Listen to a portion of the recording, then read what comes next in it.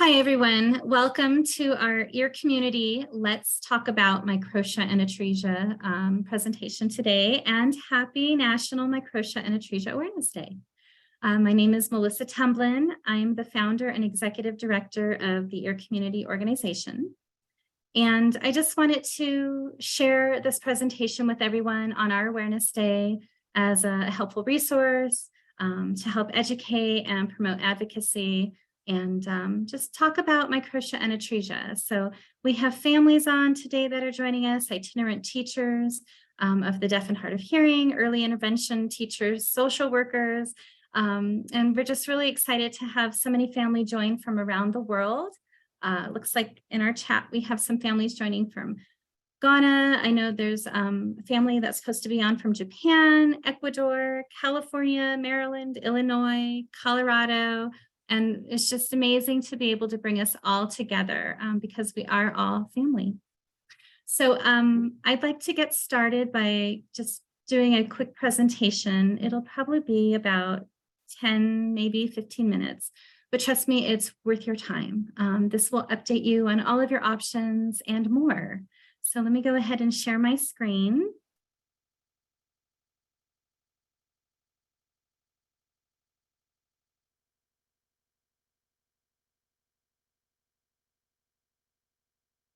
Okay, as I said, my name is Melissa, and I'm the founder and executive director of the Ear Community Organization.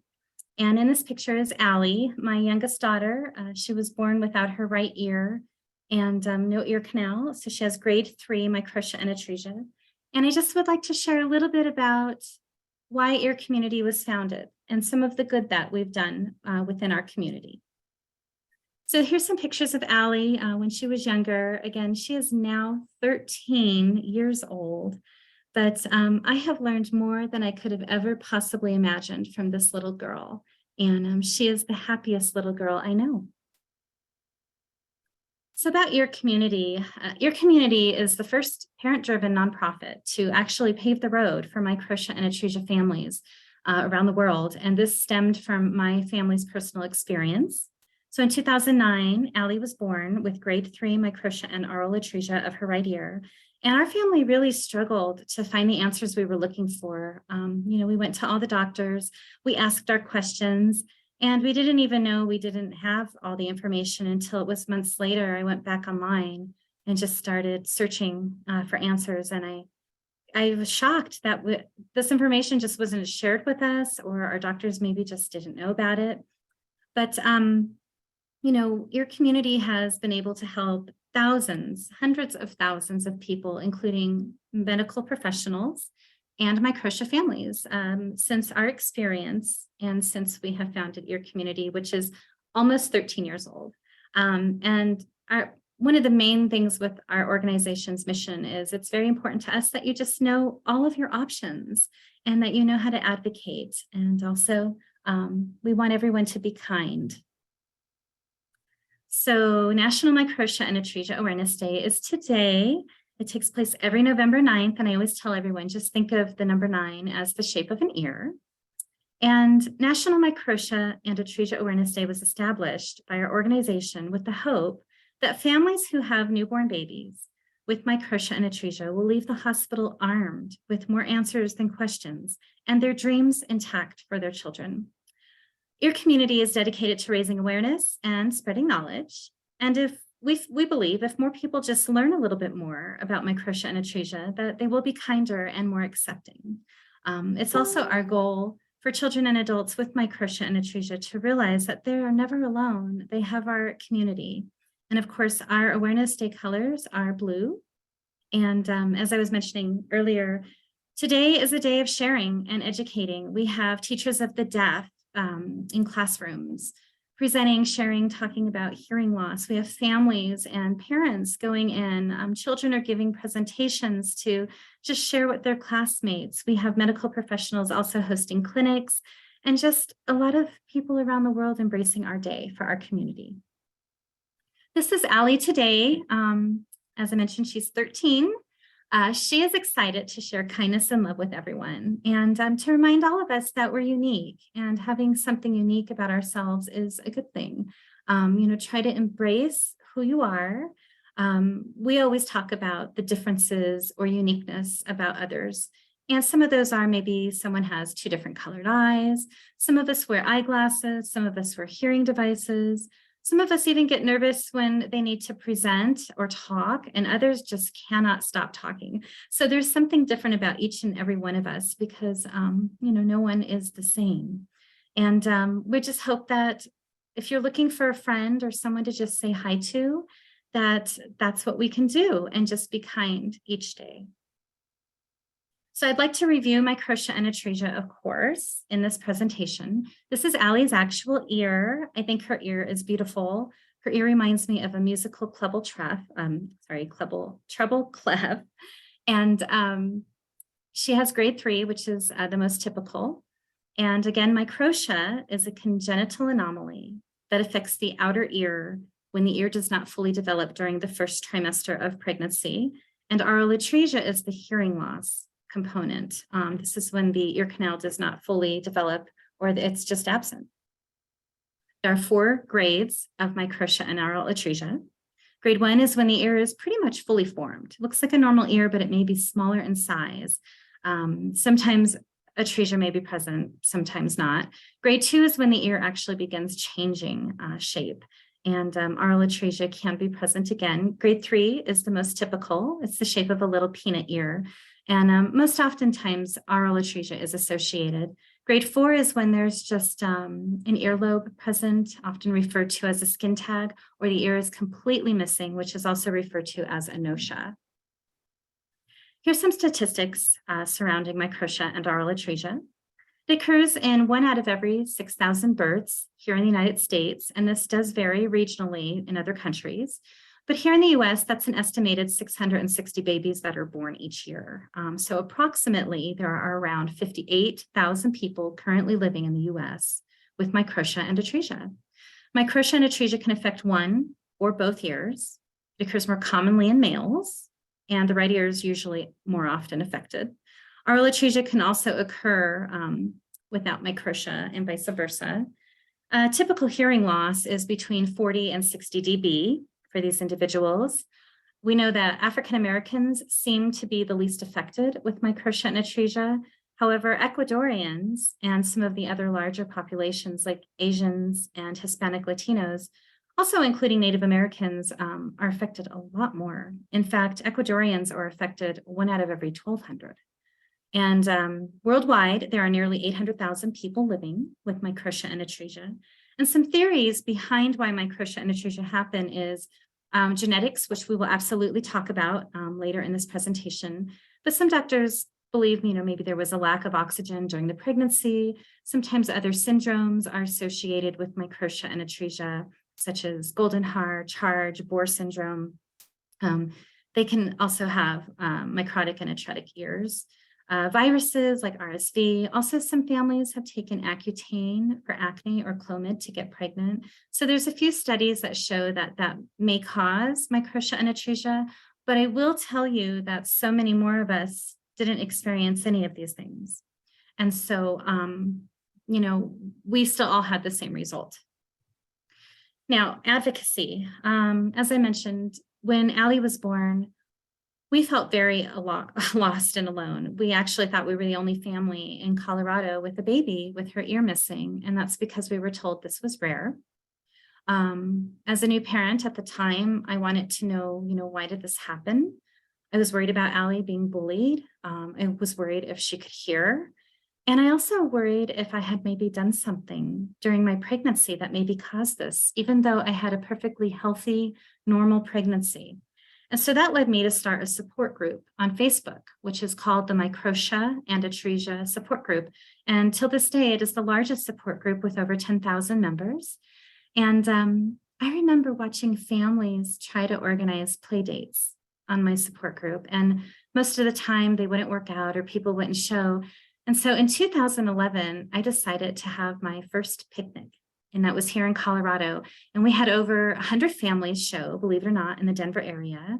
And Dr. Arturo Bonilla flew in from Texas, who's one of the skilled Microtia repair surgeons in the US. And Cochlear and Oticon Medical stepped in and offered to buy our lunch and provide some entertainment for the kids. And ever since that picnic, your community never looked back. We've hosted since that day over 100 events throughout the United States, also including in countries such as Denmark, the UK, Spain, Australia, multiples in Canada, and a few in South Africa, because we don't want anyone left out. And we enjoy bringing people together because medical professionals often can't just give you a list of individuals in our community to get together with because of HIPAA and medical legal issues, but your community can. So we're very excited to host all the picnics that we have over the years. Here's just a quick recap of all the good that your communities managed to do in the nearly 13 years that we've been around as a nonprofit. We've introduced legislation called ALIES Act. I will talk about that a little bit later in our presentation. We've championed genetic research, which I'll also go over. But we've updated and educated hundreds of thousands of people worldwide. This was so needed. There wasn't anything there when Ellie was born. I would find bits and pieces of information here and there, but I wanted to make sure that it was all in one place in your community, making it easy for families to find the answers they needed. Again, we've hosted over 100 events. We've donated over 150 bone-anchored hearing devices since 2012. We've awarded 20 college scholarships, and we're also working on 3D printed regenerated ears. I sit on a board for a biotherapeutics company, and we're very close to clinical trials beginning. And of course, we established National Microtia and Atresia Awareness Day. Now, I would like to review the options real quick for Microtia and Atresia. There's always the do-nothing option, the prosthetic ear option, the reconstructive surgical techniques, hearing restoration such as atresioplasty or canalplasty and bone-anchored hearing systems, but also to remind you that there are other supports out there and options such as American Sign Language. Some of us have chosen to use baby sign on our children, and that's wonderful. I actually embraced that with Allie when she wasn't talking much or understanding us. There's speech and language services. There's IEP and 504 plans as you move into the school classroom along your journey, and early education programs. And of course, support groups like ours through Ear Community. There's 3D printed ears and also stem cell regenerated ears. So the first option is, of course, the do nothing option. Our children and adults are absolutely beautiful and perfect in every way. I know this is easier said than done, but if they can be, taught confidence, if they can be raised to love themselves and a great circle of friends, really goes a long way. But some children really do struggle, including adults. So that's why it's always nice to know your options if you believe you'd be happier with an ear. So one of the options to get an ear is a prosthetic ear. And this is an amazing option. Prosthetic ears look amazingly real. Anaplastologists are artists. They actually will paint that ear and tint it exactly the same color to match your skin. Freckles, moles, everything included. And if you're missing one ear, they'll make it look just like the other ear. And if you're missing both ears, you still get an identical 2 ears. It's amazing. And there are 3 different ways to attach the ears. You can attach them through a silicone glue, and the adhesive glue has come a long way over these years. It holds quite nicely and stays on very well. Or if you choose to remove the ear, you can have magnetic implants or a snap or clip bar. Now for the 2 different surgical techniques. The gold standard today is still the rib graft option. This is when 3 sections of rib are taken and stitched to form an ear framework. That ear framework is then tucked into the skull in the scalp, and through a series of stages, the ear is eventually elevated from the head. So this surgery used to take 7 to 10 stages. And over the years, it has incredibly improved. You might even find some surgeons out there, and I know who they are, that can perform a rib graft procedure in 1 to 2 stages. But typically today, it's still 3 to 4.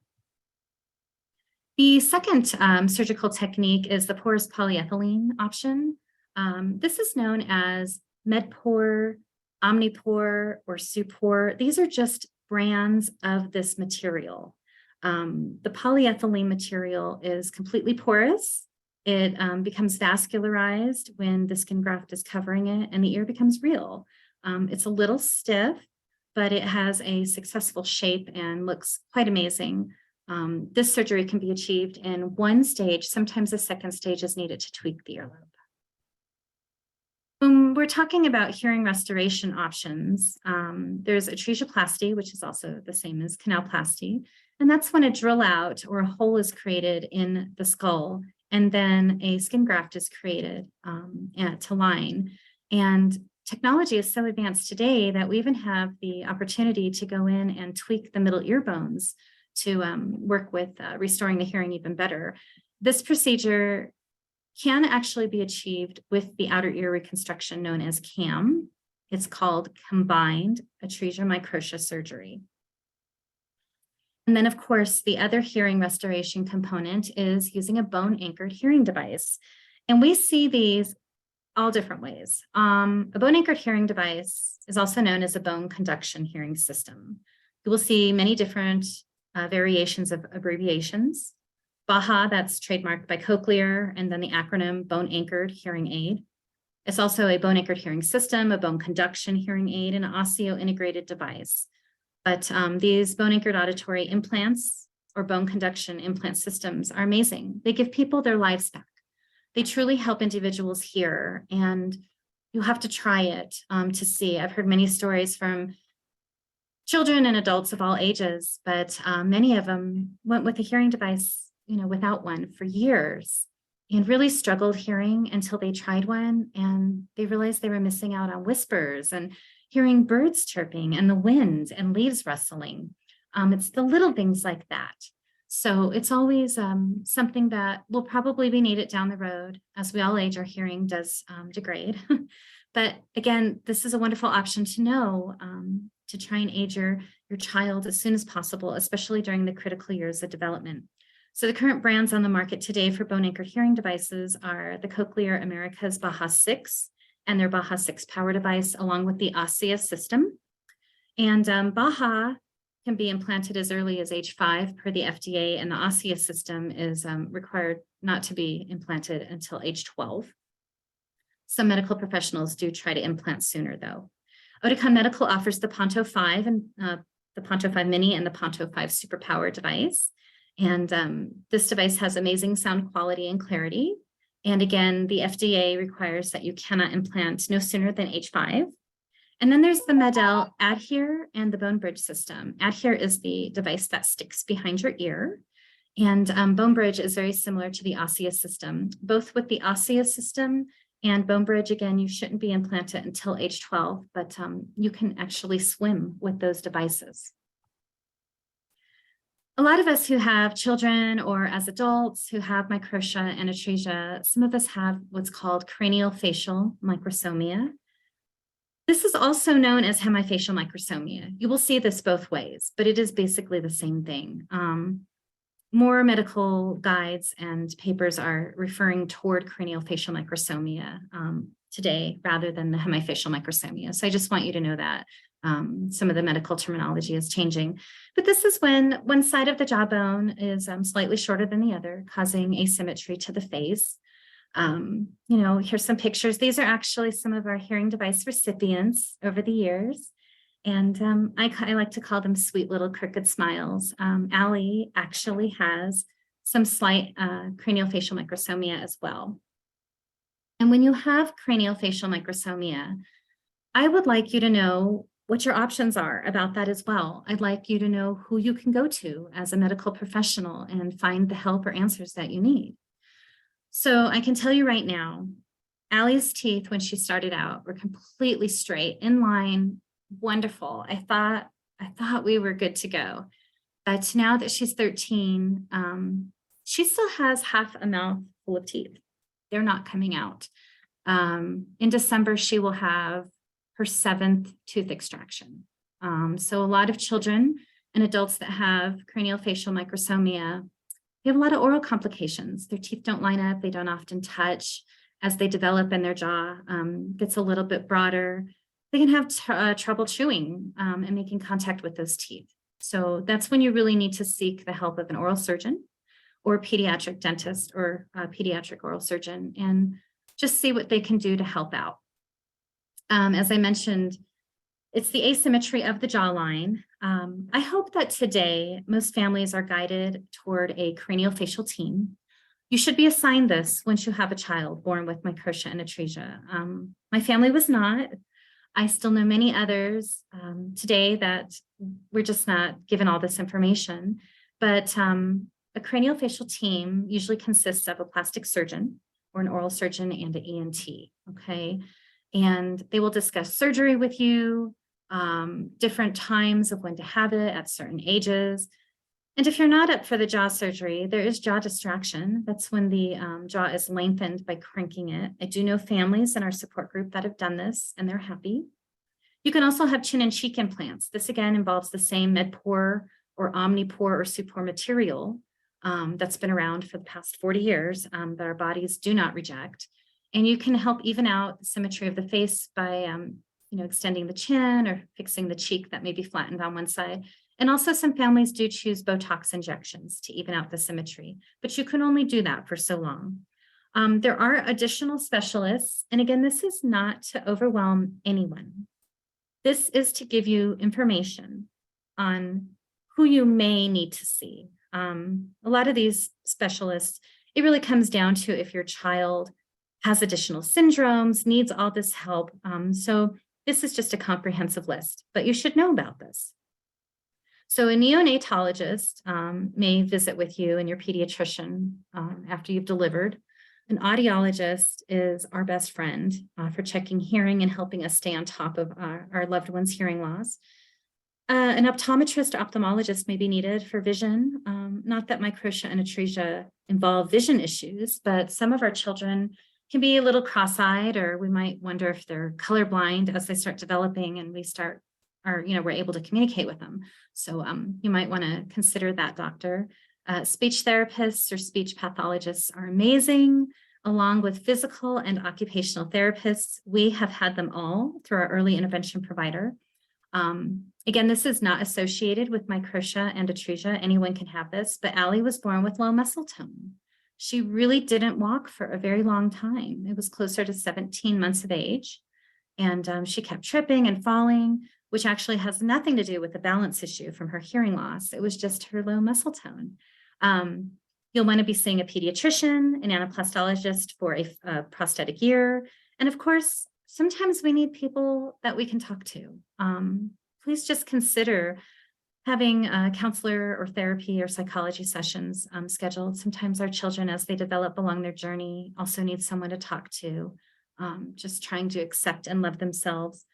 And some of us, our children have additional delays due to additional syndromes, and they have cognitive developmental delays. So you want to make sure they're reaching or hitting their milestones, and you can see a behavioral therapist or a psychologist about that. And then, of course, when school time is around the corner, there's early intervention services. You can get help through IEP and 504 plans. And teachers of the deaf and hard of hearing are absolutely amazing. We love all of the teachers that Allie has had over the years. So I wanted to hit on just a few main points here before we wrap this up.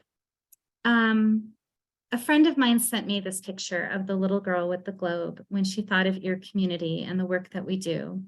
And it simply says, I wouldn't change you for the world, but I would change the world for you.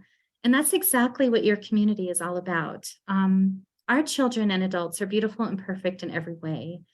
But if you want to be happier and believe that is through having an ear reconstructed or having your hearing restored, that's what we want you to be able to do and know what those options are.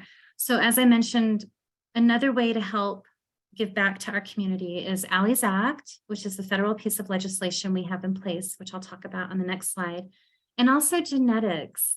So I'm not sure if everyone knows, but 7 years ago, I was recruited by Vanderbilt to launch their Microtia and Atresia clinic. And at the same time, I had the opportunity to work with the very amazing and dear to my heart, Dr. Evie, who was the clinical director there.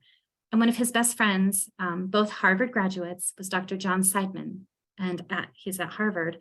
And they said, what do you want to do, Melissa? And I said, well, I'd like to do research, Ron. I want to know why this happened. And so I didn't ever want another mother to ever blame herself, thinking that she must have done something during her pregnancy to cause her child's ears to be missing.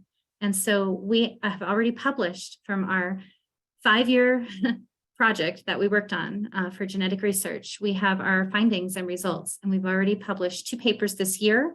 And I just want everyone to know about those. They can be found on Ear Community's website. Allie's Act. This is very important, and I need everyone in our community to please, if you live in the United States, this is a federal piece of legislation that would help our children now, today, and throughout adulthood, okay? Anyone can advocate for this bill in their state. This bill, if this passes, and again, it's named after Allie, our congressman was the one that wanted to help us by sponsoring this legislation, because I've watched families year after year for the past decade continually be denied by their private insurers for these devices. And if Allie's Act passes, which it'll be reintroduced again next year, this is just how the process works. It would cover the bone anchored hearing device. This bill's also covering cochlear implants. So it would cover the device itself. It would provide the upgrade replacement of the device every 5 years. It would also cover certain accessories that typically aren't covered, like with the adhere, the adhesives that are needed. Sometimes the softband headband's not included with insurance, or the microphone, or the streaming device. It would cover some repairs that maybe fall outside of the warranty. And it would definitely cover 1 ENT appointment each year and 1 audiology appointment each year. This bill also covers the surgery, everyone, and it would also cover the postoperative care appointments following surgery for these devices to be implanted. And of course, it would provide speech therapy services. This can include ASL, speech, or cued. And again, this is not a state level bill. Every single state would benefit from the services under this bill. So all this information on how to help with letters to write, calls to make, it's all on Ear Community's website. And then as a highlight toward the end of our presentation, I just wanted to remind everyone, you know, animals can be born with Microtia and Atresia too. And quite often, they're the cutest animals I've ever seen. We have lots of families that actually purposely look for animals that are missing an ear to add to the family because they're the same as the rest of us and they would be loved so much. And, you know, in our support group, we have a whole bunch of different people. We have medical professionals like audiologists and ENTs. We have attorneys, musicians, school teachers, everyone. And one day I got a call from a veterinarian. And she said, hi, Melissa, I'm a member of your group, and I know all about Microtia and Atresia because of my patients. She's had many animals born with missing ears. She said, but today I'm calling you because my daughter was born with Microtia and Atresia. So I just want everyone to know that you're not alone, and animals can also be born with Microtia and Atresia. So in closing, here's my contact information. You can always reach me through my email. You can always reach us on our website. And then, of course, when you go to Facebook, just look for our Ear Community support groups. And that is it. I hope everyone enjoyed that presentation. I just wanted to share, it means so much to our community to be able to come together and, you know, just to know that you're not alone, but know that everything's going to be okay. So now I would like to open this up to everyone. You know, I don't know how long this will take, but again, that's okay as well.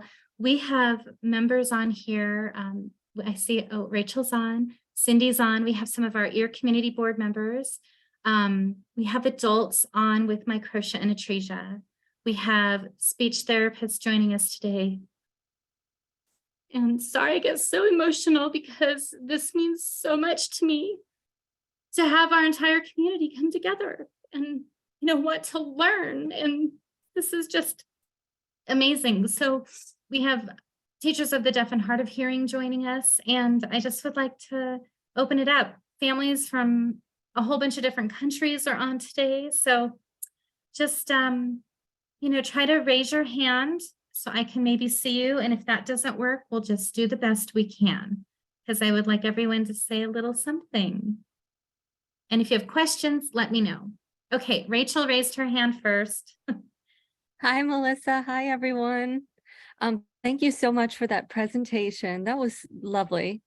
And thank you, most importantly, for being the founder and for all of everything that you have shared with the community and all the opportunities that you've given everyone, and just being, a real, like, the greatest advocate for Microtia and Atresia. So you've changed my life, and just thank you so much. And happy National Microtia and Atresia Awareness Day. Oh, thank you. Rachel was born with Microtia and Atresia. She's had a reconstructed ear. She chose to wear the ad here because she's kind of done with surgery. Rachel is one of the individuals that have had a couple of cholesteatomas removed, and that's been hard on her over the years. It actually changed her current hearing, and it degraded a bit. So she's been an amazing board member and advocate. She's helped me so much on Allie's Act. And I love you, Rachel.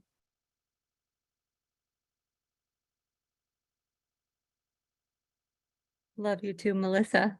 Thank you. Anyone else? Just chime in. Oh, we know I'm good at that. Hi, Cindy. Hi. Cindy's another ear community board member in Canada. And Cindy has been with us for 9 years, at least, right? She's shortly after you just started. Yeah, so Cindy matters a lot to me and her son, James. And not as much as you do with us, and same with Allie. Seeing the kids grow up, and I'm just exactly what Rachel said. Thank you for you doing everything that you have. You have changed all our lives because you and Allie, if it wasn't for Allie. So I cry all the time too. Don't get me started more. Thank goodness we're only a few kilometers away or miles, I should say, down there. But you have really brought to life Microtia and Atresia. I talked to people in the community, and I wore my shirt to work today, and they're like, I know someone with that. I know someone that has that. I'm like, yeah, my son does. And they're like, that's awesome. I didn't know this. I always felt alone. And you starting the ear community, Allie's Act, all the picnics, everything else that you do has brought us together, and we're not alone. So truly what you said in the presentation of the new families, children that are born with Microtia, their pets that are born with Microtia, you're not alone. You're beautiful. You're perfect. I just posted the poem this morning, which I do every year.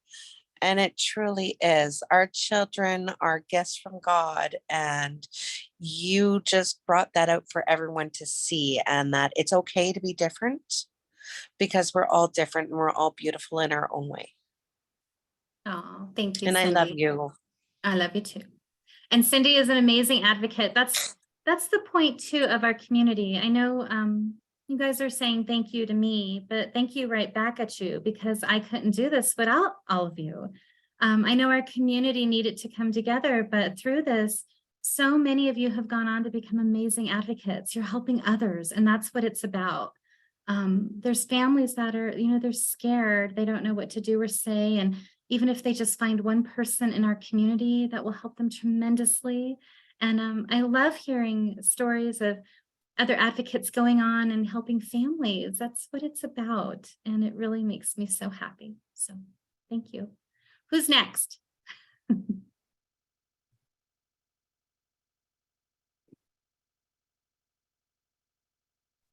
Everybody's too shy, most of us. Hi, Alpesh. Alpesh is from Canada as well. Just want to say great to see everybody here. And I'm not much of a talker, but it's nice reading people's stories on Facebook whenever they pop up on your page. And I enjoy reading, seeing how many people are same like me out there with Microtia. And it, like, I didn't know it was that big, that many people out there, right? But what, because thanks to Facebook and your group, we're all able to make the world feel a bit smaller, right? Yep. And, Alpesh found me, what, a couple years ago now? Yeah, I think it was during COVID. Yeah, so it might be in the year before last, COVID. maybe. Oh my goodness. And Alpesh was born with Microtia and Atresia. You grew up in the UK in London, correct? Yes, I And, moved to Canada. Go Canada! I moved to Canada about 12 years ago from London, England. And Alpesh has had surgeries over the years. He actually had a really bad infection. And so I have it all across, scars and everything. So it's nice to, the most amazing thing that I find now is compared to in the 70s when I had the surgery, when my parents didn't know anything, there was no internet then. And then compared to now, like reading all these things that are available to kids, I'm so like happy. Like, I'm like, wow, look at this, look at this, look at that technology. Like, oh my God, like when we were in the 70s, nobody had an idea and they were just trying things. well, and And a lot Alpesh of has people like become, me, yeah, a lot of people like me had terrible experiences, right? Sorry, Melissa. oh, no, it's okay. Alpesh has become an amazing advocate as well. So he's an awesome real estate agent, an amazing realtor. I'm new. And I'm new to he the actually industry. tells his It's whole pretty community tough right now about if Microtia. you know US and Canada right now. It's not very easy, but yeah, like I spent 15 years as a technician in fire alarm safety, so that's kind of my passion as well. But hopefully real estate will be my next passion. Yeah, well, and Alpesh shared his story on our community, and it touched the hearts of many individuals, many who have had surgery, and in the past, maybe it wasn't as successful as they hoped, or, just the families who just are curious about weighing their options. And so thank you, Alpesh. That I remember when we posted your story, it helped so many people just to see another side. You don't always see everything on social media. And that's what's important as well. Sometimes things happen that aren't planned. It doesn't always happen in a negative way, but you just, you should really know about things that could happen. And thanks to sharing your experience, we know about that. And you've gone on to, work on confidence. And this was a huge hurdle for you to overcome, Alpesh. Even growing making it up. public on Facebook, like half the people didn't know I had Microtia. So some people that friends from school and that, they were like, people reaching out and saying, wow, really amazing story. And we're a bit, I've always been a bit scared about talking about it, to be honest, but slowly but surely it's good. And well, you've helped so many just by the way you've grown over the years and how you now look at things. So sometimes that's what it takes. All right, well, I would like to just call on someone. Yoda, hi, can you undo your microphone? Yodit's joining us from Ethiopia today. She has been a part of our community for so long. Please say hi to everyone. Hi, everyone. Good evening. Good evening, right? Nice to see you all. Muskana was meaning to join you, but she went to bed early. She has to go to school tomorrow. Muskana is my daughter. To introduce her, she is now 11 years old and she has got right side Microtia and Atresia, and we are from Ethiopia, Africa. The Microtia and Atresia support group has been a very great help for us since she was just a little child. So it has given us a lot of information. Even the doctors here in Ethiopia couldn't give us information on it because it is so rare in Ethiopia. So it has been a great help for us. And Melissa, we are so grateful to you. You have tirelessly worked on replying to our email and answering our all questions. Thank you very much. We are so grateful for the group and for you, Melissa, and for your daughter, Ale. So this is it. I have met some quite few people in Ethiopia, like four people. That's great. Yeah, it is so rare here on Black people. It is very rare. In fact, you know Gazahai, Melissa, you know Gazahai. Maybe you remember him. He's also from Ethiopia. We met him a few years back, like 5 years back. We met him on the street. So I picked him. I always look for ears after Muskana was born. I never pass anyone without looking the ear. So by accident, I met him, and we are still like a family to these days. And it was his first child birthday the other Sunday, the past Sunday. So we were at his home and we were having a party with him. So we are like close family with this guy. And it is so nice to have someone who has something in common like with you. So thank you. Oh, well, thank you so much, Yoda. And it's true what you say. I think every single one of us in this community, we know ears. Like we look for ears, we see ears. I mean, I used to be really good at just when families would come up to me, even 10 feet away, I could almost guarantee you I knew which surgeon reconstructed that ear. That's also how we found someone at our rec center one day. There was a young man in a pool. Oh, he was probably in his mid-20s. And I know I wasn't trying to stare, but I was so overjoyed to see someone just like Allie, and Allie at the time was sitting in a stroller.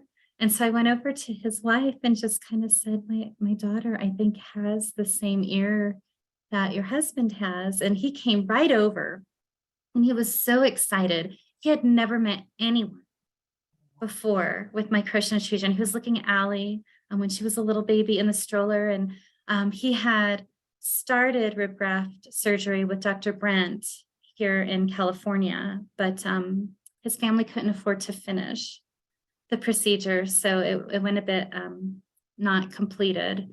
And but he had a family and he was just so happy to see someone. So, you know, it's pretty common that a lot of us, we don't ever see someone, you know, another child. Not all the kids get to go to school with someone just like them, or, you know, you meet an adult. So it's very special when we do see someone. So Lillian, you're raising your hand. What would you like to say? How are you, Melissa? And thank you very much again as a parent. 10 years ago, I remember we were lost. We didn't know. And today, David is happy, healthy, thriving, very similar. He has a lower tone, you know, so we have to do OT, PT, but he's thriving and he is happy. And I see about the Ali Act.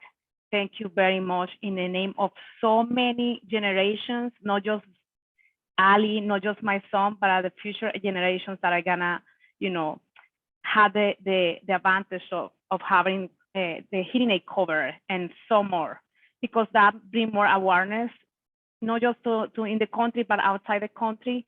And I just want to say thank you. Another question is, we love your barbecues and we are looking forward, hopefully soon in New York. I know that's hard, but I was thinking since the kids are growing, we can do maybe a online group, because in David's school, he is the only child with Microtia and Atresia, and here we live in Queens, is the only child so far with Microtia and Atresia. And definitely see the need that sometimes they say, oh, I'm the only one around here that have Microtia and Atresia. So I want to just put that little, you know, question mark in your head, and maybe with other parents that we can, you know, something maybe soon with the kids, so they can see each other and they can see, hey, look, it's someone else like me.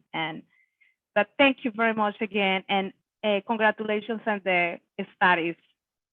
Oh, well, thank you so much. And, you know, we'll be back around to New York. You're on our list. The pandemic kind of got in the way for a good 2 years with us, holding up some of our events, but we'll be back around. So, all right. I would like to call on Simone. Simone, I see that your icon's there. Are you with us? Simone's joining us from Australia.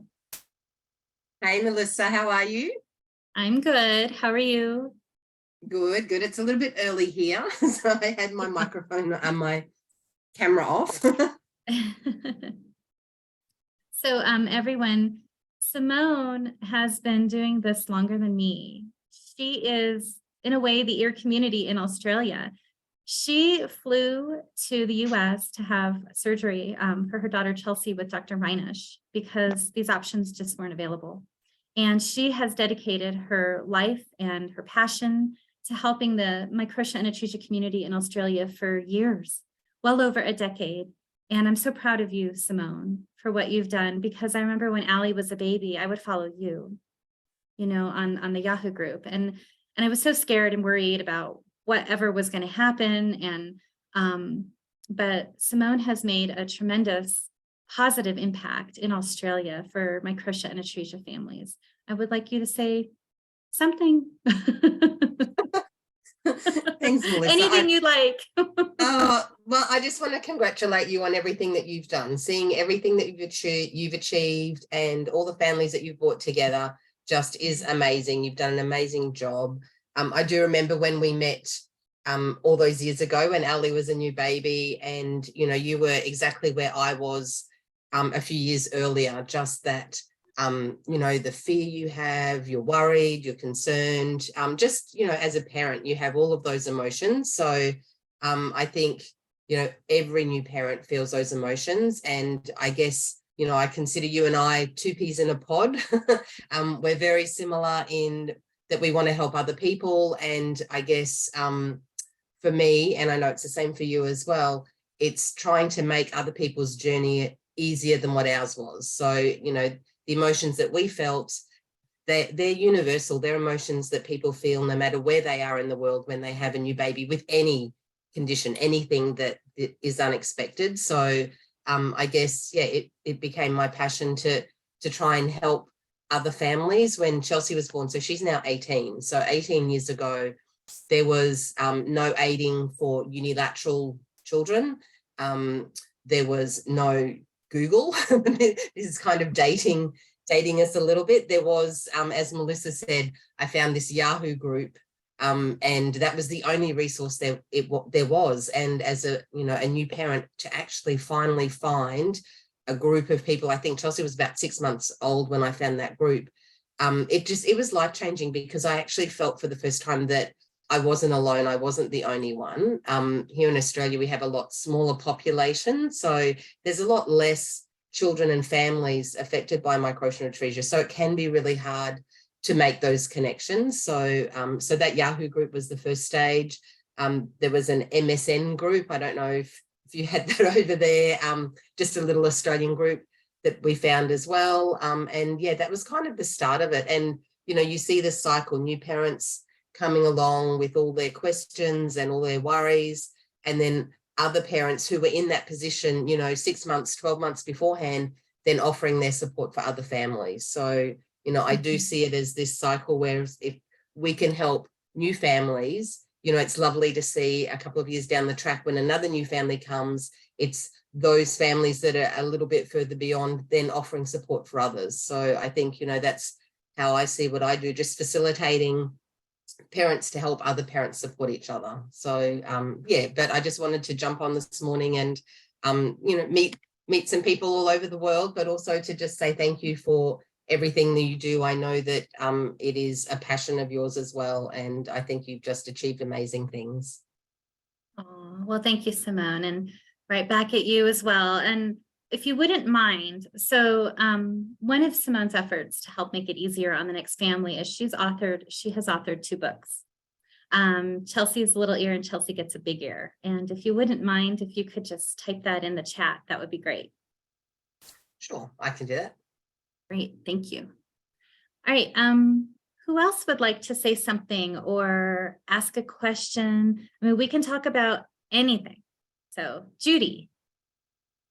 Hello, Hello. I'm here in California, but my family is in Ecuador. We have a little one have Microtia. I don't know even how to pronounce. It's new for us. And we're learning. We want to learn, like I said, I'm in the US, here in Ecuador, and we're learning. We want to see what our options are. What can we help? How can we help her? Where we can find more information, the costs, the everything. It's just new for us. And we find this group and appreciate it. Thank you very much. Thank you.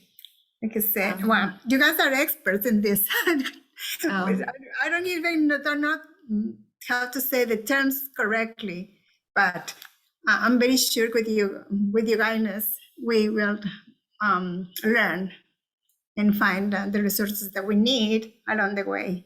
Thank you very much. Oh, well, you're very welcome, Judy, and everything is going to be okay. Your community has a lot of information listed, and in California, you're very lucky to be in California.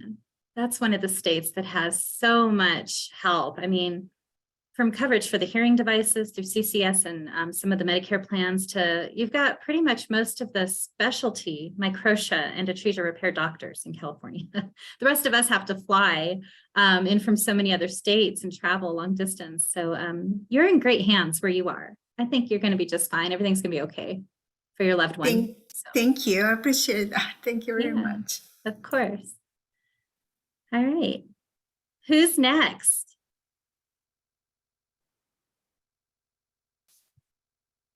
And again, we could talk about, keeping a soft band headband on your child.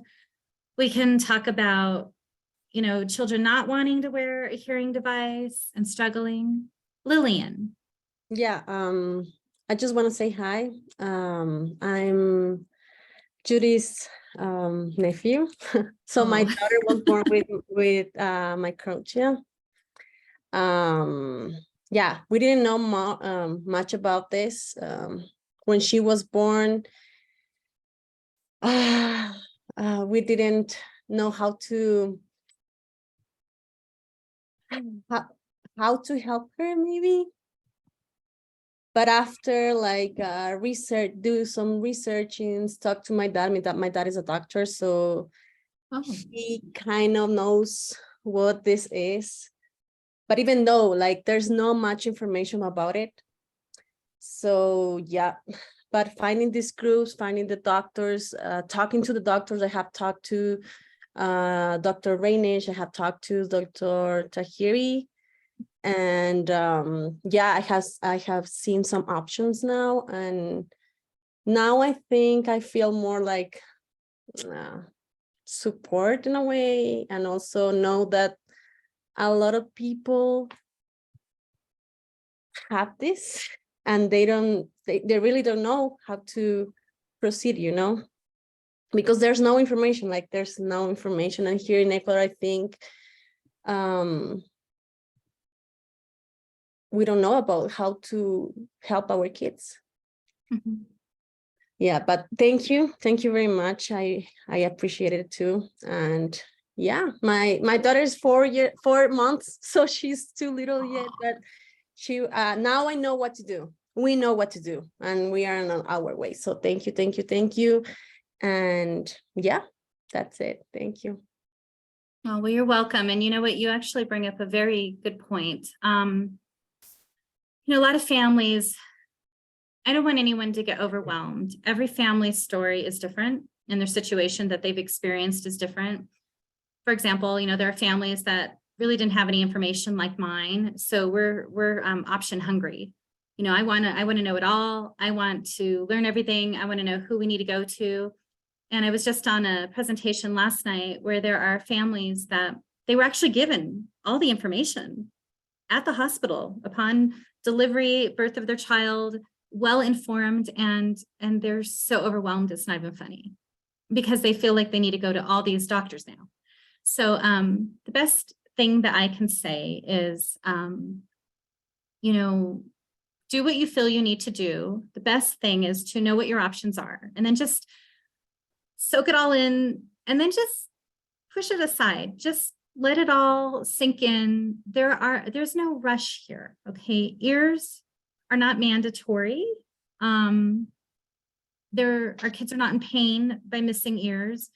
You know, you make the decision when you're ready, but it's just best if you know what all those options are first. And then each one of the decisions that's made, it's always going to be the right decision. There are no wrong decisions here. Don't ever let anyone beat you up on the decision you made. But also at the same time, these decisions are all very personal decisions. People are going to make different decisions at different times.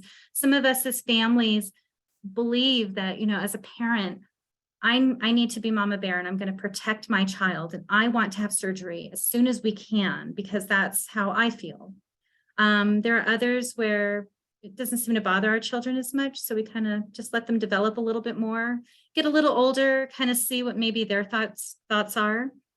So it doesn't really matter. You just do what you think is best. Don't ever let anyone try to tell you what to do, maybe unless it's a suggestion by a doctor. But again, you ultimately get to make these decisions. And I just want you to feel comfortable with these decisions. You know, they're going to be making ears for a long time. This isn't something that needs to be done tomorrow. But when you do embark on that journey, just make sure that you've done your research on the surgeon of choice that you want to go to. Make sure that you feel happy and satisfied. Look at as many pictures of before and after photos that you can from them.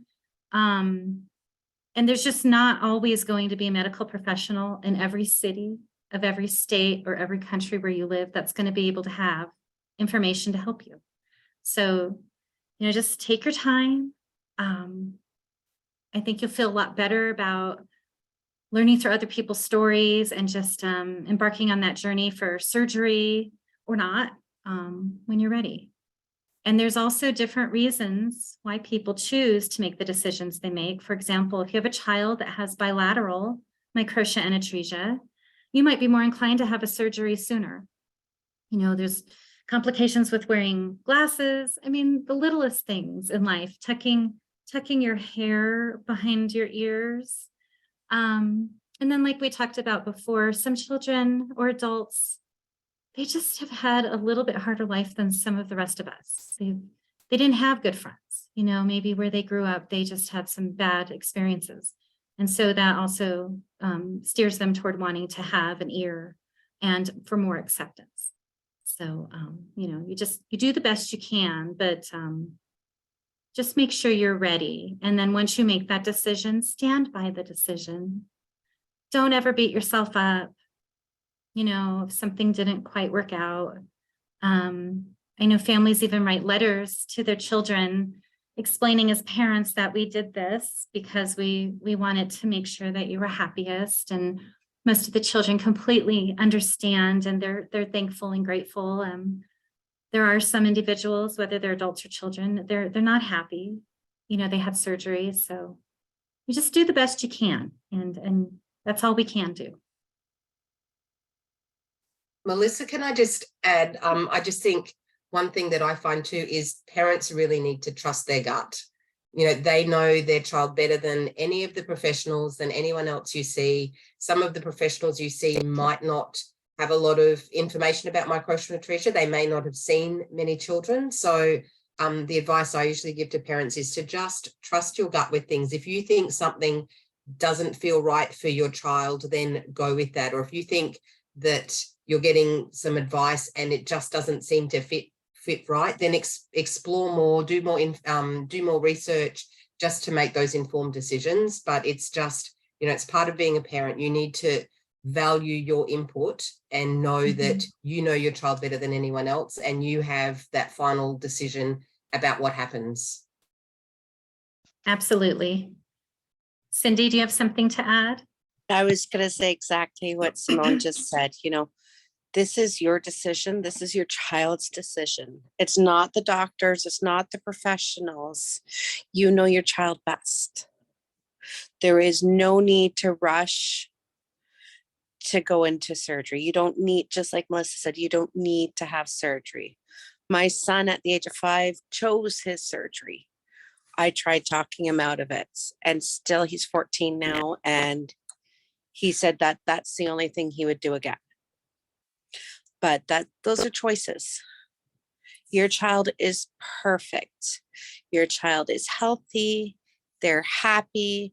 They're loved, not just by you as parents and loved ones, but by a big community that supports your decision.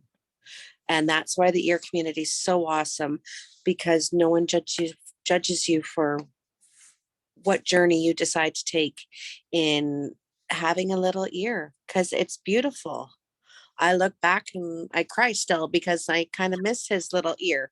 You know, I look back on pictures going, oh, I miss nibbling on that little thing. We're all nibblers, I know. Right?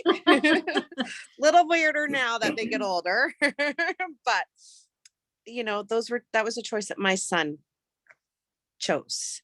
And Allie's chosen to have a beautiful little ear.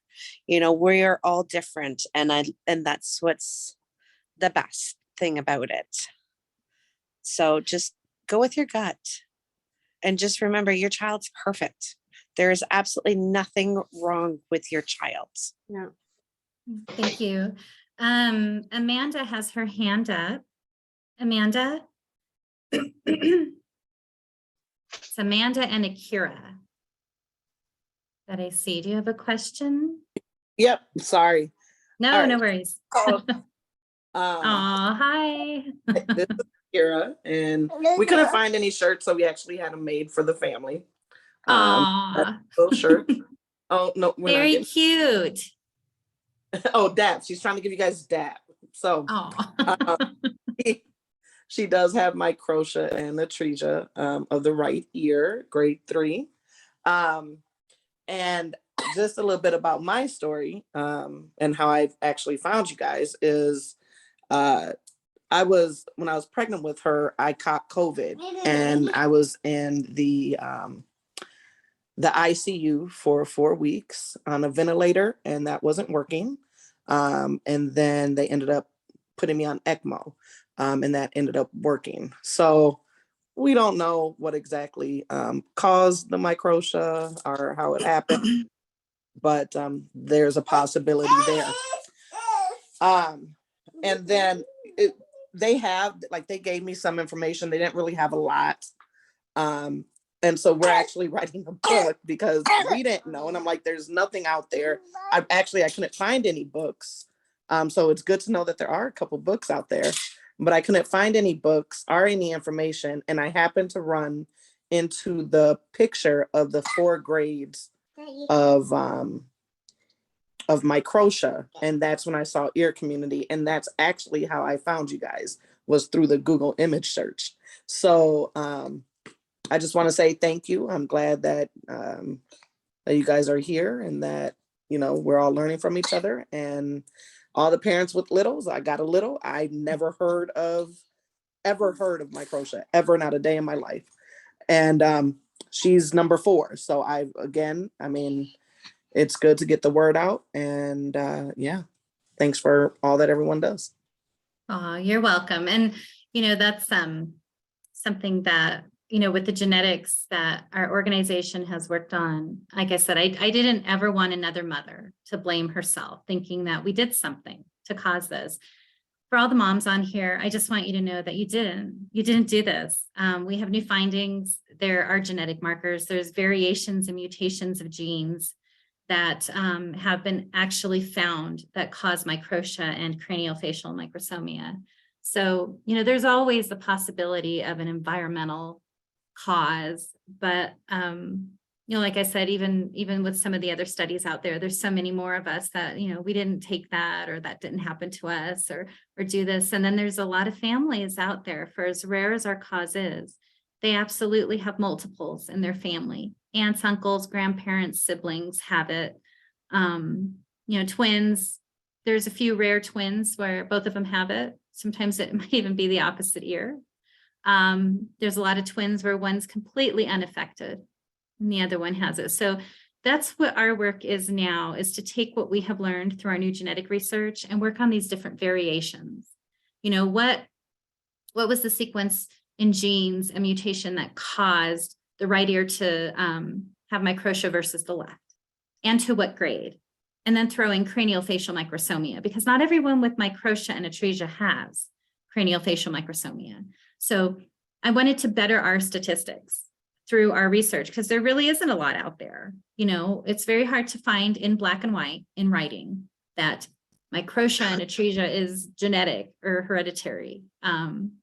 It is, but there's a whole bunch of different variations, so many that we haven't even found yet. So just don't ever beat yourselves up, okay? And for the person or people who would like to have children, please live the life you want. I know it's scary, worrying that, you know, you already have children, that you're worried you're going to have another child like this, or what if it's worse? There's so many of us that, you know, we've had other children unaffected, and one child is in the family. Or it was the first child born with Microtia and Atresia, and the families have gone on to have 2 and 3 other children unaffected. Just what better role model will you have than someone in your own home that has the same thing in the same situation? So, you know, this is all very unpredictable, but at least you'll know all about it, and you'll know that they're not alone. Jelena, you have your hand up. What would you like to say? Yes, thank you for having this Zoom session. I have my girl now. She 12 years. Things I like to share is for maybe some parents who have a child like this. Is important to early to, I mean, like teach them to love themselves.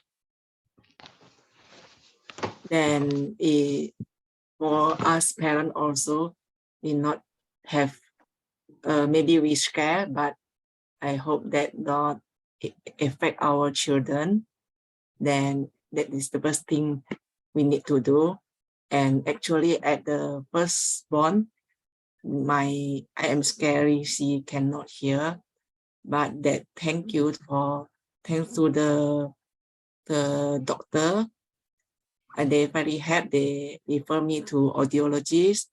Then to the genetic.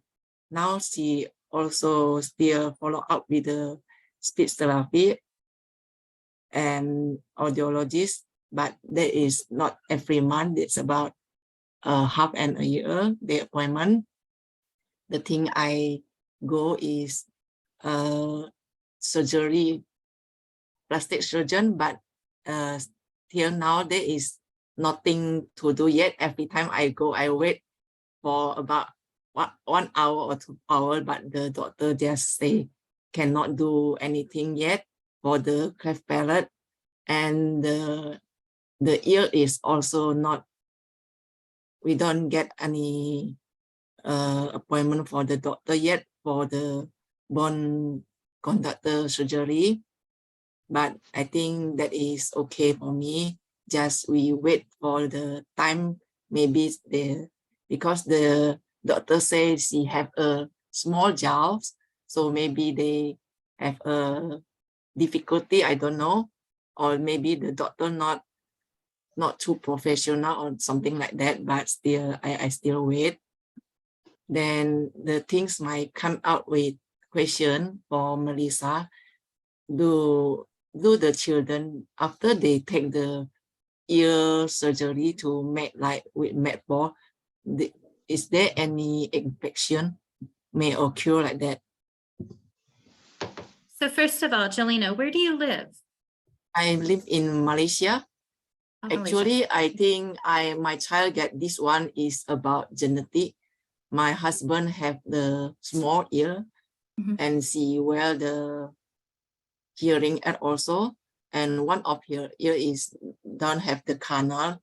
Maybe that's from the genetic doctor. He said this one is absolutely from genetic like that. Right.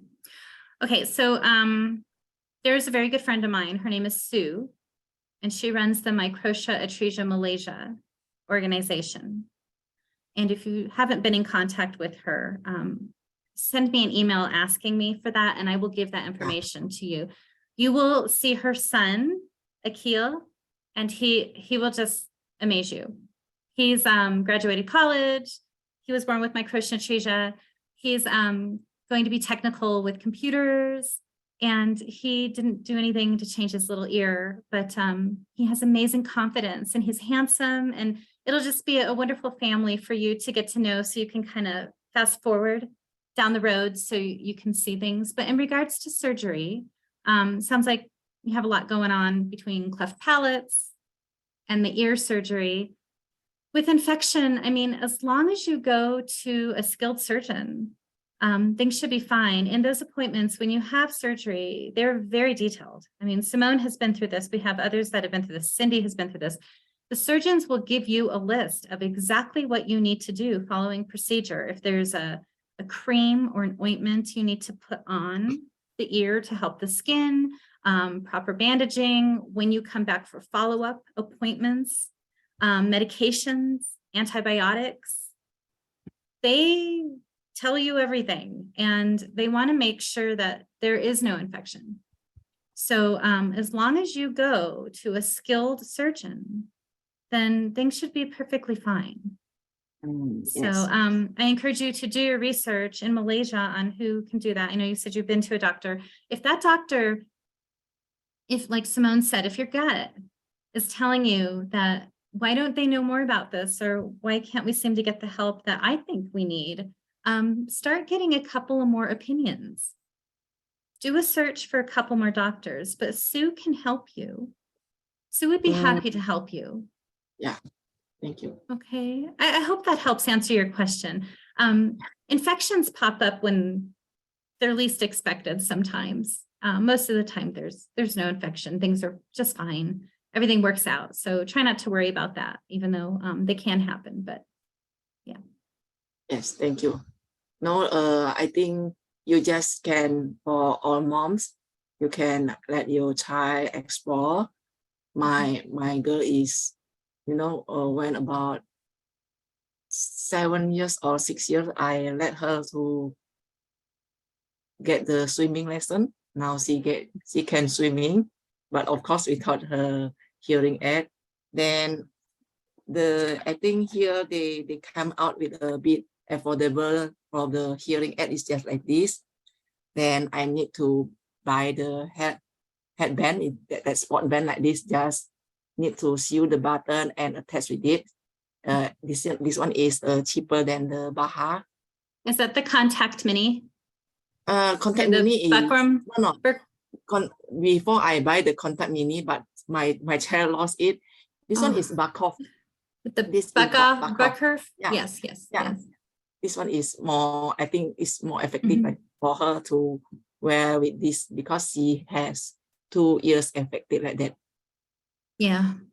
Yeah. Then for other parents, just give as soon as maybe you can afford, just bring them the hearing aid. Then don't worry, they can go to normal school.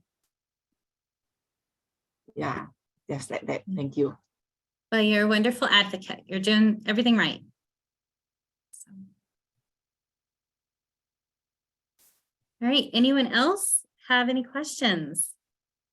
I don't have a question, but I really want to say something. Sorry. I Hey, think Lillian. hey, I think you're very lucky because I think you have like these support groups that people can access to and know more about this, and I don't know, talk to people that has Microtia, and also people or parents that have children with Microtia. I think here in Ecuador, this makes me think that here we don't have this, and most of the people, they don't really understand English, so I don't know, they are by themselves, and it's hard because I mean, I have the support of my family. I can read, I can research, I don't know, but I think like here people don't really have access to it, so I think you're very lucky.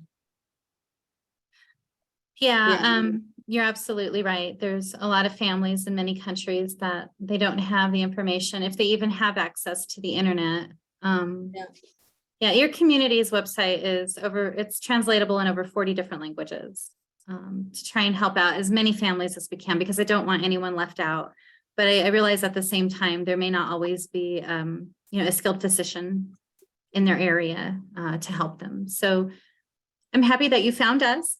And for the individuals on from so many other countries, I just feel like we've come so far since even a decade ago, thanks to technology. And look at what the pandemic, I'm kind of burnt out on Zoom, but thank God for Zoom and WebEx. And I can't even imagine if we didn't have access to that, so. Yeah. So thank you again.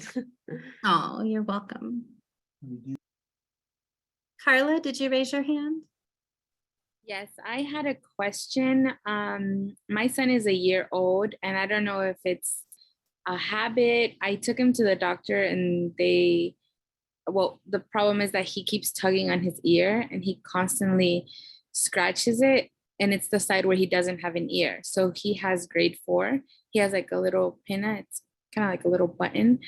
And my question is if anyone has gone through something similar, if it's something like a habit that he's getting of just tugging on it, or if it's something that I should be concerned about. Because my biggest issue is that he keeps doing it and sometimes it turns red. And there's no doctor really here that can tell me what's going on. I went today and the doctor suggested like a topical cream, steroids. But I'm not sure if I'm comfortable with that, like being something continuous, or if that would even help. So I guess I'm just kind of at a loss here, just because it's not something they could check into his ear because he doesn't have an ear canal. Is it Carla? My 16-month-old, she tugs all the time at her ear. She'll just touch it, kind of scratch at it. Sometimes it's just developmentally appropriate too, and I'm just saying that as an early childhood educator as well. But the cream might work. I know Melissa was about to say something, so sorry, but yeah, I mean, like I said, my daughter does it all the time, and had it not been had it been an open ear, like her other side, I definitely would have brought her in for like a hearing check, right, just to make sure she doesn't have a hearing like a ear infection. But yeah, not anything I would worry about. Melissa, I don't know what she would say, but yeah, so it's so tough to tell when you can't see in the ear. I know it's very frustrating. We've had support group members over the years send in questions similar to this, where their microtic atretic ear is completely red and irritated. Some people even swear that it's oozing, earwax, or just there's some kind of irritation going on. They've used like anti-itch cream. They've gone into the doctors. Again, I am not a medical professional. Everyone is different, and it is so hard to troubleshoot what could be going on. But my suggestion would just be continue going to your pediatrician, okay, or the ENT. Just make sure things do look okay. There's always a possibility they may want to have a CAT scan just to rule out a cholesteatoma. Sometimes people have ear infections and cholesteatomas that don't cause pain. And it might actually be because your child is so young. It's so hard to understand, like, is this just a habit, like you're saying, or is there something going on that I can't see and I don't know about? So, just ask these questions. CAT scans aren't awful for anyone. You shouldn't have one early, I wouldn't think. I mean, there's a little risk of radiation exposure, but it's not awful. You always have the opportunity to ask your doctor if you don't have to have the CAT scan until like you're ready for surgery, to try and protect them a little bit. But that would give you an answer. Yeah. So yes, thank you. And then just one more. Correct me if I'm wrong. I think I heard that having a reconstructive ear in some cases can cause hearing loss. You said like it could get worse. Yeah, the reconstructed ear. So there's a couple different ways to look at. That's kind of an interesting question, the way you look at it. So with my board member, Rachel, in her situation, she had a rib graft ear reconstructed years ago when she was very young. But then as she developed and got older, the last 10 years of her life, she's been struggling with her hearing because there were cholesteatomas, which is just a benign tumor. It's just a bundle of skin that builds up. It's not going to hurt you, except it can hurt hearing. And so it actually made the hearing that she had in her ear worse. And so then when she had the second cholesteatoma removed, the hearing was just degraded so bad that she really then needed a bone anchored hearing device. So it was separate from the surgery. Okay. Now, if you want to discuss like the opportunity of having like that CAM procedure I was talking about, where you can have the combined Microtia and Atresia, if there's ever an infection with that, I mean, that outer ear reconstructive surgery included the hearing restoration part of it with the canal. So that's where things can cause hearing to degrade. And then generally, I mean, you can just be, you know, exposed to a very loud noise that destroys your hearing. Yeah. And overtime damage. So it's a little bit of a hard question to answer depending on the situation, but just having an outer ear reconstructed should not cause you to lose your hearing. Okay. That would have to be the canalplasty, the atresioplasty, or something else going on inside, like a cholesteatoma, or even an acoustic neuroma, which is another form or type of a tumor that they just have to be removed and sometimes can grow back, but they damage hearing in process. I hope that answers your question. It did. Thank you. That one. So James did have the reconstruction and he did have a canalplasty as well. And unfortunately with that, the canalplasties, they have to make the hole, the ear canal, you know, suitable, 70% normal size. It is going to shrink some, but with James's case, his middle ear was so small, the CAT scan looked like everything was okay. So they said, let's go for it. But then the canalplasty collapsed. We did another one and it stayed open, but with the middle ear being so small, he still needed a cochlear implant because the hearing is just not there. And it's very hard to get a regular hearing, a standard hearing aid after you have a canalplasty or something like that, a procedure like that done. So just go with your gut. Do the research best for you, you know, and that's one thing that James did say. If he knew that he couldn't hear, he would still have 2 ears, but he wouldn't have gotten the ear canal. But he doesn't. So the canalplasty and atresioplasty are very successful procedures, but it's not always successful for everyone. Mm-hmm. And you can go to the best surgeons out there, but they can't always predict how your child is going to heal. Sometimes with some of the atresioplasty procedures, like Cindy was talking, during the healing process, your canal that's been created does shrink down, and it can also develop what are called bony growths, which is scar tissue. That can cause a challenge for the hearing that was restored. That can cause it to degrade. However, though, there are revision surgeries as an option, but you can only do so many revision surgeries. So that's where you have 2 groups of people who believe in either creating the ear canal and opting for the canalplasty and atresioplasty for hearing restoration, or a bone anchored hearing device, which you can change and tweak down the road as your hearing loss changes. So, and there's again, so many. There's the options, and you have to just make a decision, you know, on what you want to do. I mean, we have families in our community that had canalplasty and atresioplasty, and it didn't work out well. The ears actually had to be sewn back up. But that's not everybody, you know. It is an option. It is successful. It does work. And again, a CAT scan will tell you what your chances are if your child will be a candidate.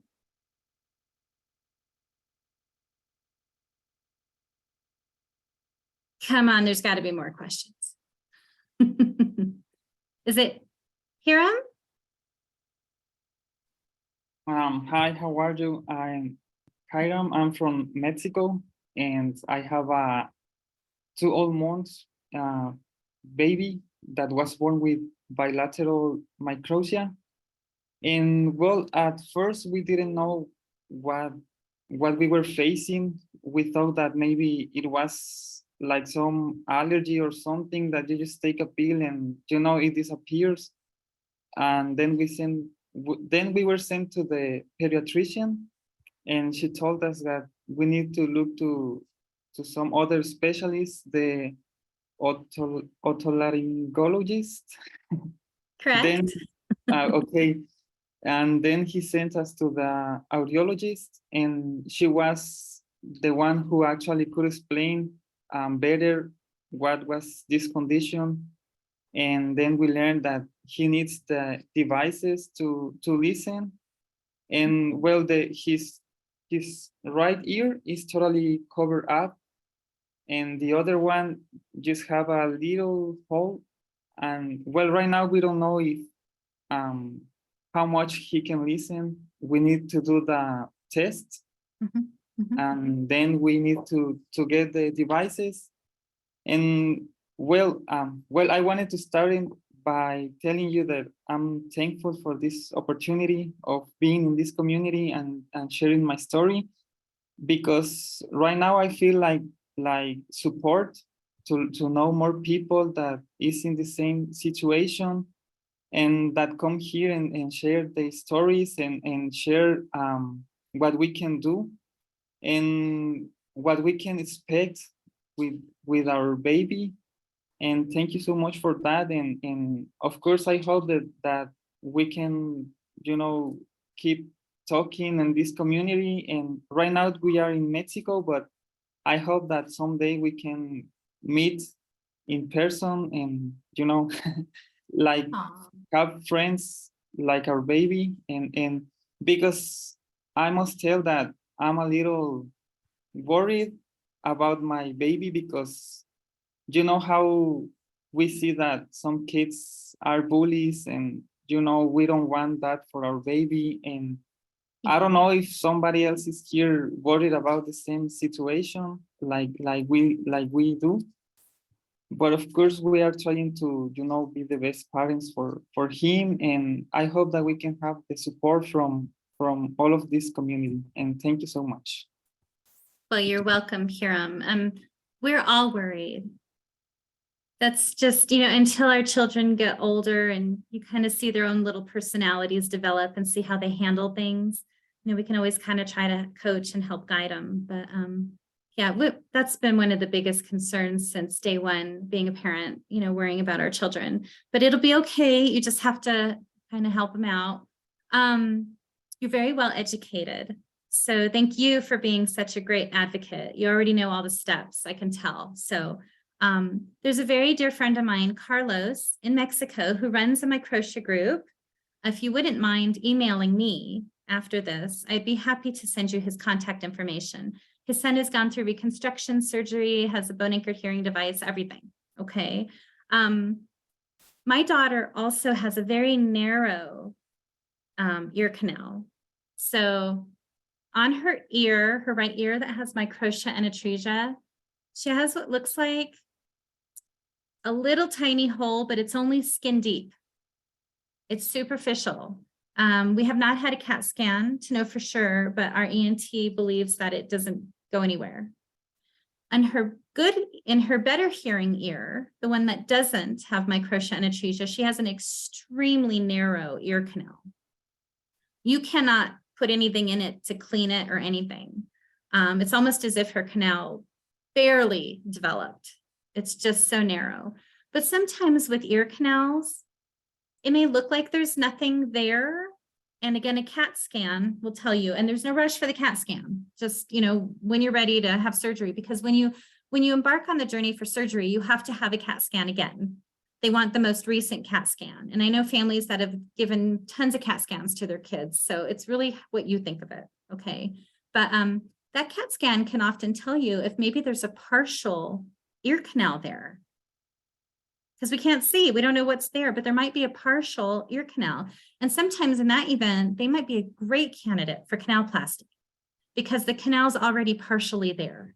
That's like an otolaryngologist's dream, is to see like most of that canal developed, but you can't tell because the tissue is covering. So yeah, email me and I'll send you Carlos's information. Okay, so you have someone closer and a family to kind of look up to with an older son that went through this already, someone to talk to. They might know some specialists there too. Okay, but you're always welcome to be a part of our community, always. Oh, thank you. Also, one question. In the hospital, we were told that we need to wait until he's 11 years old to have surgery. I don't know if it's the same in every country, or I mean, with it's. I'm not worried about the, you know, the you know, the look. It's okay. He doesn't have to, you know, have plastic surgery right now. What I mean is, you know, if they can open already or something in the ear that is covered. Well, a bone conduction hearing device, after you have your hearing test done, if you can obtain the bone anchored hearing device, they will help him hear. Absolutely. Okay. You will have advocated for hearing loss and everything will be great. As for, you know, anything else, in each country, it does vary based on surgeon skill. Okay, so surgeons have developed different skills along the way, all these years. And as I mentioned in the presentation, you know, rib graft surgery typically takes 3 to 4 stages. It used to be 7 to 10. And some surgeons prefer waiting until age 11, 10, 11, or 12. They want to make sure the skull is thick enough behind the ear and everything is mature enough and healthy to do the procedure. But there are absolutely other surgeons who will do that procedure earlier, as early as age 5. Some will even do it as early as age 4, but that's here in the US. Families do fundraise, you know, to try and do that. But it depends on the surgeon. You need to do some research on the surgeons there with you in Mexico to see who offers what and at what age, because it's not the same across the board. Okay, but you can have it done earlier, but maybe not in Mexico. I don't know that. Okay, thank you so much. You're welcome. Anyone else? I just would like to share a couple of funny things. This just goes to show you it all depends on how you look at the situation and what you do to make the most of it, okay, with our children and as adults, you know, with Microtia and Atresia. So there was a member in our support group years ago. He's an adult, and his way of dealing with Microtia and Atresia was, you know, he didn't like the bullying. It did hurt his feelings. And so he was a bit of a class clown personality. And so one day he got tired of the kids asking, you know, what's wrong with your ear? You know, what happened or why does it look like that? And he cooked up this whole big story on how he was attacked by a dog, but he showed that dog because he bit the dog back. And then he became, like, to the kids, that was very cool. Like, they thought he was a hero, that he, you know, got in a fight with a dog. And even though the dog got part of his ear, that he still, like, you know, he survived. So it's how you look at it. There are kids out there that, you know, they don't mind their missing ears or little ears. You know, they think it's a special ear for, you know, whatever reason the family or they believe in. That's wonderful. There's another story that I thought was funny. Wasn't at the time, but it is now looking back. There was this family, again, members of our support group. And when their daughter was born in the delivery room, the surgeons were frantically looking under the covers and on the floor for a missing ear when they discovered that the baby was missing an ear. And I mean, it sounds crazy because there was no blood. I think, you know, the surgeons thought, where's the missing ear? Like as if it had been lopped off during delivery or something. And so the girl is now 23. And the mom says, from time to time during dinner, this will come up at conversation, and they have nothing but to laugh at it because the whole situation was just kind of ridiculous. You know, it was very frightening at the time for them, not understanding what was going on. But now when they look back, to realize that they were looking for an ear, thinking that they lost it somewhere in the delivery room. So, you know, it's again, just how you look at it. You know, our children are healthy and happy and beautiful, and the adults with Microtia are successful. They can do anything and be anything they want to be. You know, it comes from strength within and how you raise your children, but they never have to let their hearing loss define them. You know, they never have to let their missing or little ears or even the reconstructed ear later, if they don't feel it's perfect, that never has to define them. In the end, these are ears. You know, our children can laugh and eat and run and play. They're not wheelchair bound. They don't have a chronic ailment. They're not in pain. They're not going to die tomorrow.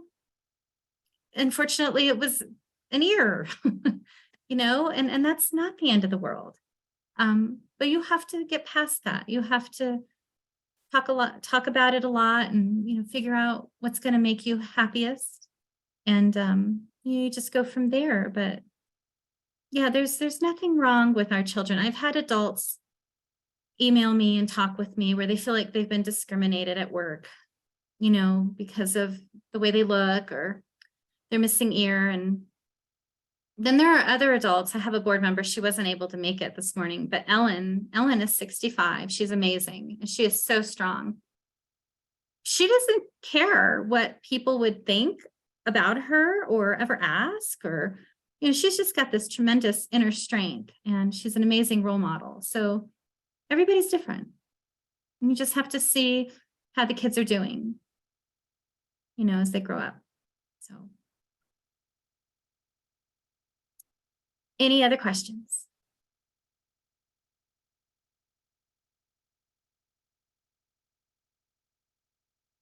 Okay. Well, this has been absolutely amazing, everyone. I really hope you benefited from this presentation and this talk, and get to meet other families in the same situation, other adults, you know, with Microtia. And, you know, everything's going to be okay. You just need to follow the path and take each day as it comes and figure out what works best for you. But yeah, you are all definitely not alone. You have all of us, okay? And I just hope that you all enjoy the rest of your Microtia and Awareness Day. You know, it's a day meant to educate and promote advocacy and awareness, but also embrace the day, have fun, go out to dinner, get your children ice cream, you know, just embrace them just for who they are, just the way they are. All right. Okay, well, you guys know where to find your community. Yeah, of course. And, you know, just reach out anytime. All right. And hopefully we can make it to an event near you. Thank you very much. You're Bye-bye. welcome. Bye. Have a wonderful day. Goodbye. Same for everybody. Bye-bye, everybody. Bye, Cindy. Love you. Love you too. I'll see you next year. Hopefully. In the summer. Hopefully. Lots of families. Okay, Let's go go. enjoy. Give everyone my love and hugs and kisses. I got to go get Allie from school. Yeah, James Bye, is up. Yeah. guys. Bye. Bye.